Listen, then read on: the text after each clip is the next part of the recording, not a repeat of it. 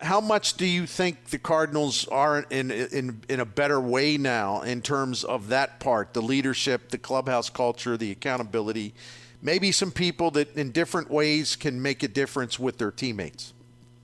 Yeah, I think they have the right ingredients in place, and clarity on those roles. In a different way than it's a little like pitching, right? Like last year, they went into the season going, well, we think, best case, these guys pitch like we want to, and we think they have that ability. We think, but, it's no guarantee. Same kind of thing, right? We think we have these roles. We think we have these people who will be there. We think it's going to happen. Now they go in and they know. They know they're going to get innings if healthy, and they know they're going to get this kind of presence. That word came up quite a bit, maybe because I asked about it. That kind of presence. You mentioned edge. I know Ben Frederickson mentioned edge, Right. seasoning, sharpness. Things like that. We can come up with a lot of synonyms, but it's known. Like I don't think we can sit here today and go, man, I wonder what that rotation is going to be like. I wonder who's going to take leadership. No, we know. Like we know that if somebody isn't. If there's somebody who isn't quite doing everything that they can, pretty sure Lance Lynn's going to be there. If there's a young guy who has some questions and kind of wonders, well, how do I set up a regimen that helps me out, or how do I adjust it if things aren't going well? What do I change? Well, we know Kyle Gibson's going to be there. As far as like a camp counselor, organizer, Mr. Competitive, demanding of the team, going to set that kind of team within a team tone. It's going to be a different kind of look, but it's going to have some very similar cohesive qualities of a Chris Carpenter-led group, of a Adam Wainwright-led group, and we know that it's going to be Sonny Gray that does that. Right. So you don't have to wonder, right? That's who it is. And, last year at this time, the Cardinals thought they had a bench coach, thought they had a very clear kind of vision for how that bench coach works. And then by the time they got to spring, they had a very different personality in bench coach. That's not to say Joe Mikuning wasn't a fit for the job or wasn't capable of doing the job. It just wasn't Matt Holliday, right? Wasn't Right. Skip Schumacher. We know who is Daniel Descalso. And I'm not saying he had the same stats. He's Matt Holliday, obviously the superior player of that trio. But Daniel Descalso recently played. Daniel Descalso has a ring. Daniel Descalso has been teammates with these guys.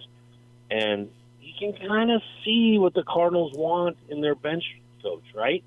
And that's unknown. That's not like a January wonder. That's a December known. And so I think that gives this real sense in December what the climate of the clubhouse is going to be in March, and how it's also going to be that way in July, and it's how it's also going to be that way in August. And it's not a question, not a wonder, not a unknown. If anything, that is probably the most known thing that the Cardinals have. Derrick Goold with us here on the Bernie Show, brought to you in the 4 o'clock hour by Ambassador Midwest Florida. I want to follow up on another thing you wrote, and you've alluded to it, and then you've expanded on it a bit. The Cardinals, I guess I guess I'm just going to call it a pitching program.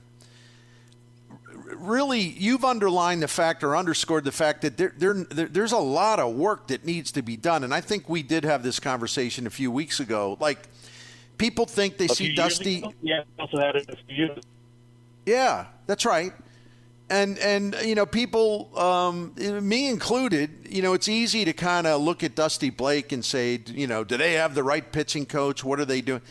And I mentioned after reading something that you wrote about this, when you offered examples of all the things they need to do, they're looking to hire more people in effect to set up a more complete or comprehensive pitching program. And it's going to, in fact, the work needs to start at the minor league level. It needs to start from top to bottom. But even at the major league level, the Cardinals have really fallen behind in that area in terms of finding things and ways to help their players with information and new techniques or whatever it might be.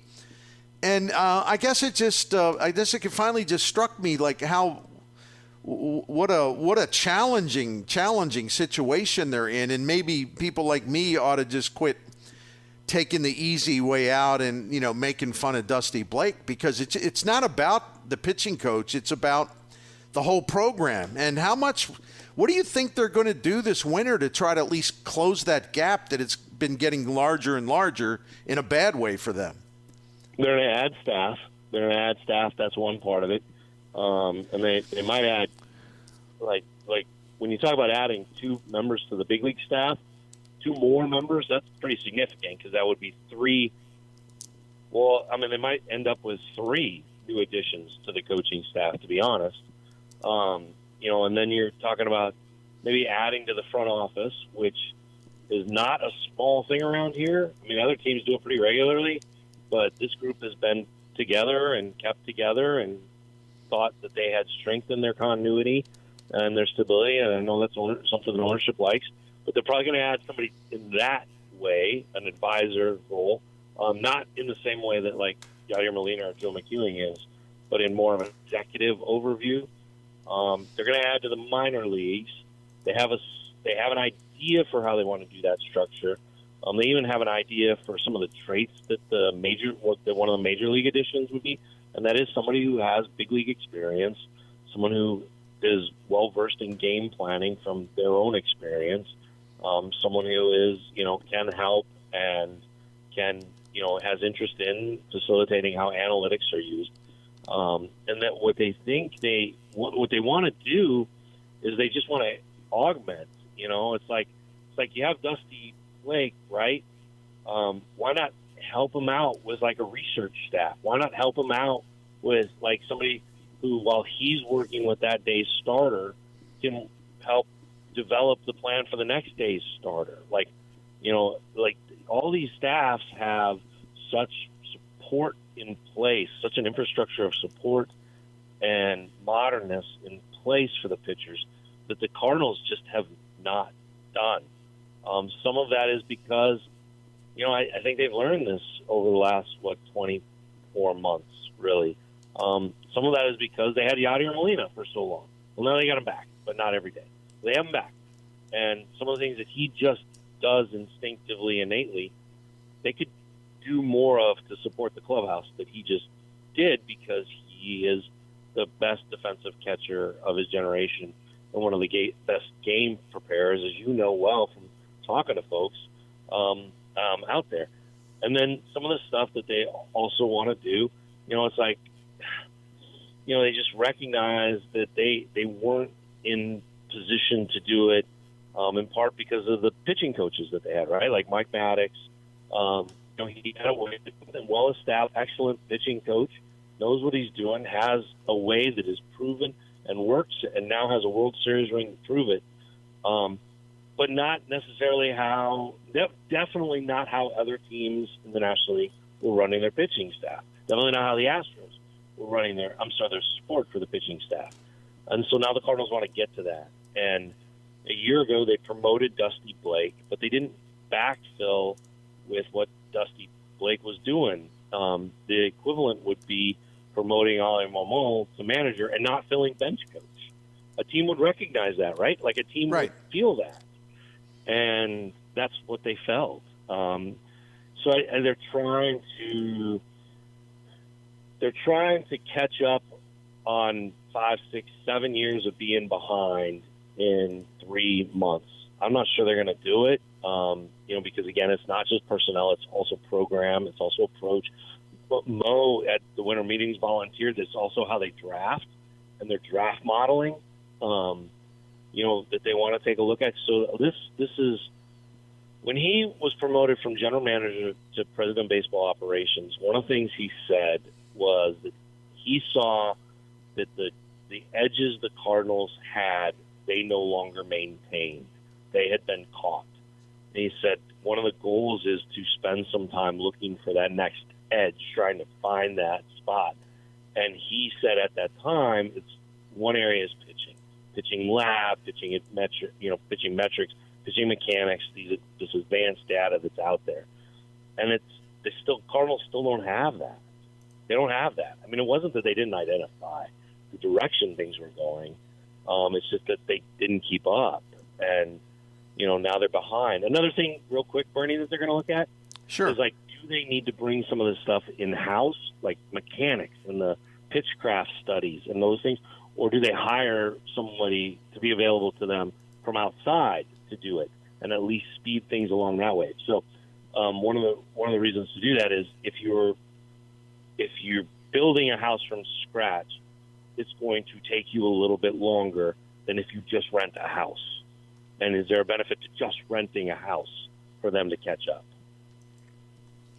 Derrick Goold with us, of course, from the Post-Dispatch and STL Today. Follow him on Twitter at dgoold, Goold. I don't even know how to ask you a Tyler O'Neill question, but Sure. I'm going to try. So nothing's happened, obviously. Is your sense that maybe the offers or the suggestions that are coming their way, what teams might be willing to do to get him, is it fair to characterize those things? The Cardinals see them as underwhelming. No. The Cardinals overestimating what they could get for him. Where do you try to analyze that for us, please? No, I don't think they're underwhelming. I think the Cardinals feel like the market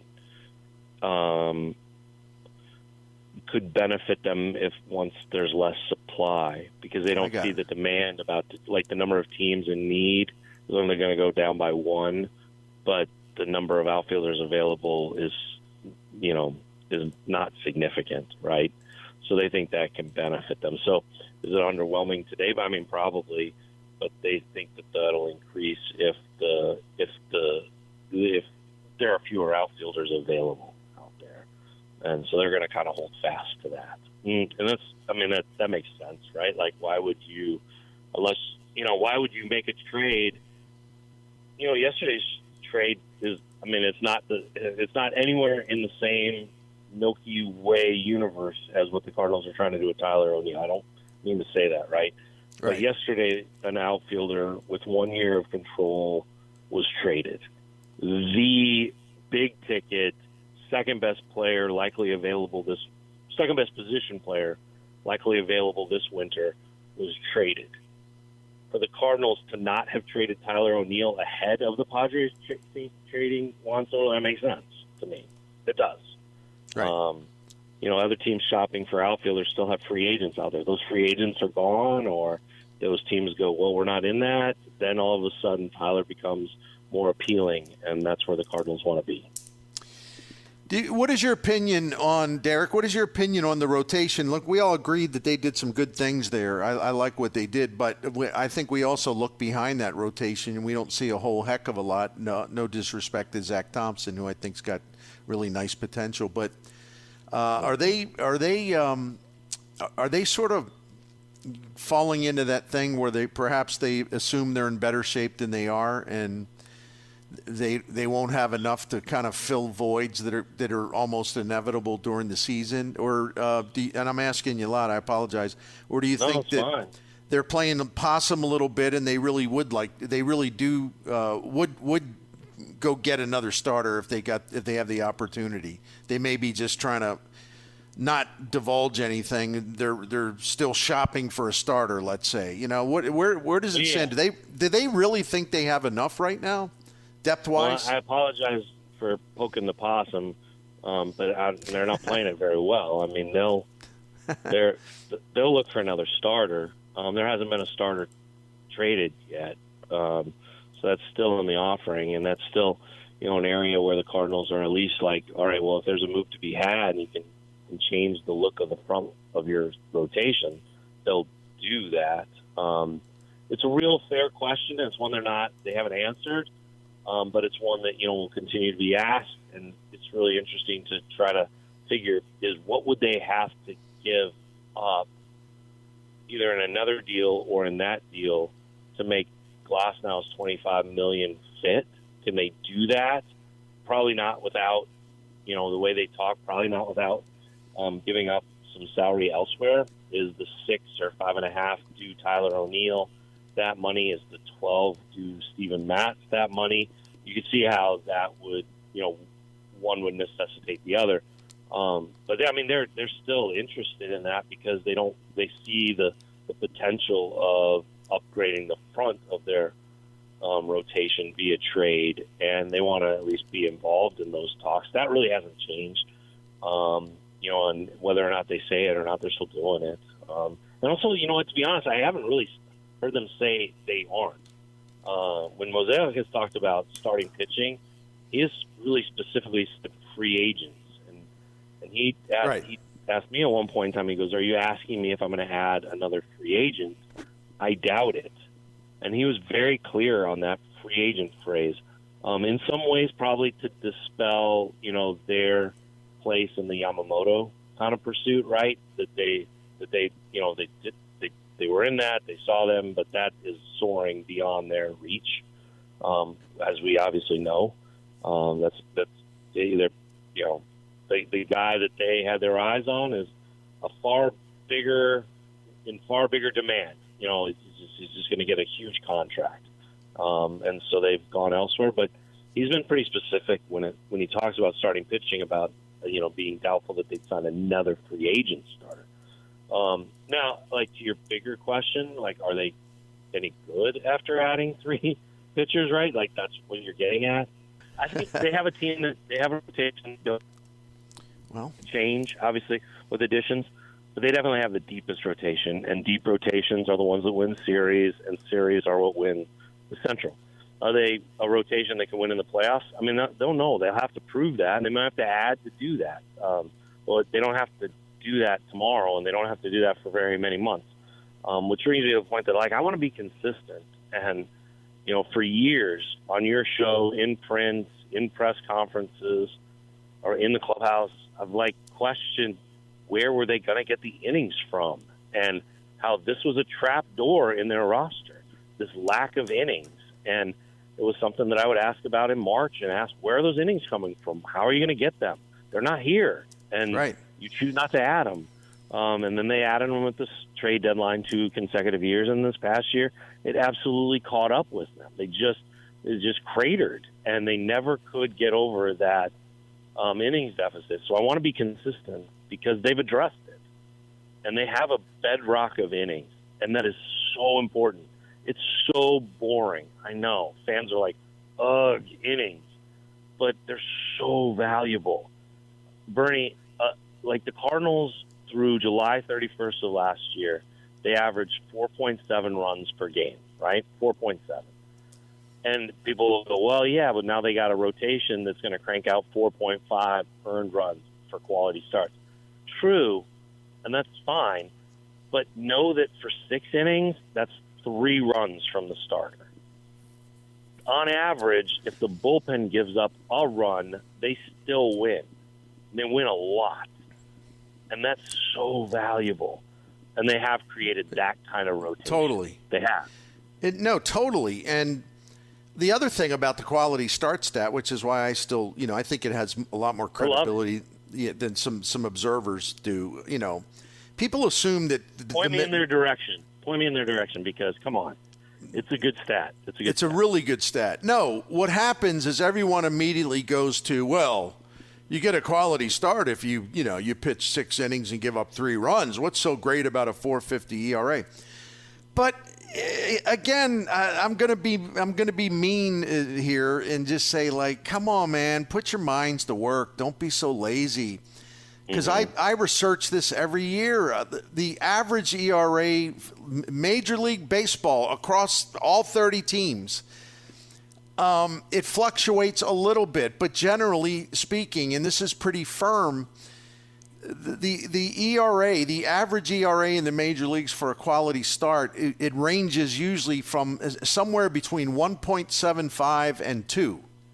Oh, right. That's right. That's right. You know what I'm saying? So they're actually the overwhelming majority of them are really outstanding starts. But people like, well, what's so great? Oh man, isn't that great? A 4.50 ERA. There's not that many games where it's 6 innings and 3 runs. I mean, so that thing drives me nuts because it's just people not putting their brain to work. Assuming things that aren't true. No, and Yep. even last year, Derek, when the Cardinals, I was looking at this today, I'm telling you what you already know, but as bad as that staff was last year, even if they just pitched, even when they got 6 innings minimum from a starter, they had a pretty good record. I mean, it was certainly a winning record. That's just getting the 6 innings. Like, in other words, I didn't even add up the runs they allowed. Just getting through 6 innings made a huge difference in their record, you know? And that's why these innings. Yeah, go ahead. I'm sorry, brother. No, it's okay. Innings matter. They're so important, and people push back and go, "Well, don't you mean good innings?" And it's like, look, pitchers who get 180 innings aren't pitching poorly. The vast majority of them have ERAs way better than the league average. That's why they're getting so many innings. Now, last year, there were a couple guys who pitched more than 180 innings, 170 innings, and had ERAs that were well past the average, 5 or above. One of them is now a Cardinal. Completely understand. The Cardinals also had a guy who gave, Lance Lynn gave up the most home runs. Kyle Gibson gave up the most hits. Miles Miklasz in the top 5 for hits a lot. Well, that also comes with pitching a lot of innings. But look at the leaders for innings and just cut them off at 180. Take a look at those ERAs. And you know what that is? Those are either, obviously, frontline starters, or they're guys who allow your bullpen to just rest and be at its most effective to constantly close out games. And that's how you win, is you get innings. You don't let series fade because you don't have any pitching to save you from one series to the next, to bring balance to your force. And so what if you give up 3 innings because your bullpen is rested and ready for when you score 4, you win. It's good stuff, and I look forward to talking with you again soon. But I also look forward to you. I think we're in that zone now where I can, as a reader and a subscriber to STL Today, I'm looking forward to Derrick Gould's cranking out a couple of those really, really good, comprehensive, kind of analytical pieces about certain aspects of the club. Yeah, no. You'll hit the proverbial home run. Well, thank you very much. Yeah. Thank you, Bernie. Thank you, buddy. That's a good half hour with our friend Derrick Goold of the Post-Dispatch.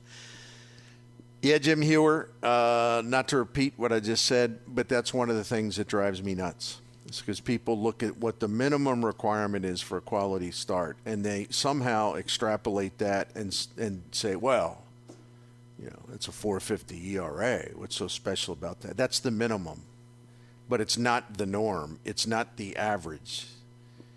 It doesn't.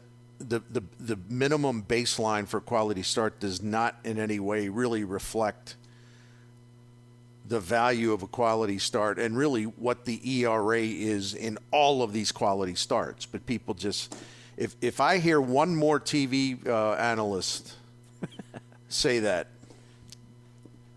I just, why do you have to be so lazy? It's just, sometimes there are quality starts that are 6 innings and 3 runs. It's okay. That's the minimum, though. That's not the norm. That's the minimum. The norm in a quality start, as I said, I track this every year. It ranges somewhere between the MLB-wide ERA in a quality start ranges between about 1.78 to 2. Well, what's so special about a 4.50 ERA? As if every quality start was that, 4.50 ERA. But I got more on this about. It's funny because Derek, brought it up. But I spent some time looking up stuff today, and I'll get to it when we return. But what happens when you get 6 innings from a starter, and you don't even look at the ERA, just getting the 6 innings? Because keep in mind, it keeps you're not having to go to your bullpen really early. And usually if a guy's going through 6 innings, he's pitching pretty well, generally speaking. Not always, but generally speaking. Makes a huge difference. And the Cardinals just got 3 starting pitchers that, if their track record means anything, and what the hell else are you going to go by if not their extensive track record, right? Yep. They're going to be in much better shape going forward as long as everybody stays healthy. But of course, you got to say that about every pitcher.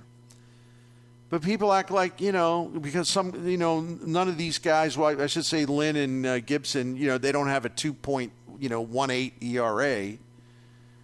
That somehow these guys are bums. No. When you get 6+ innings from a starter, your record's pretty damn good.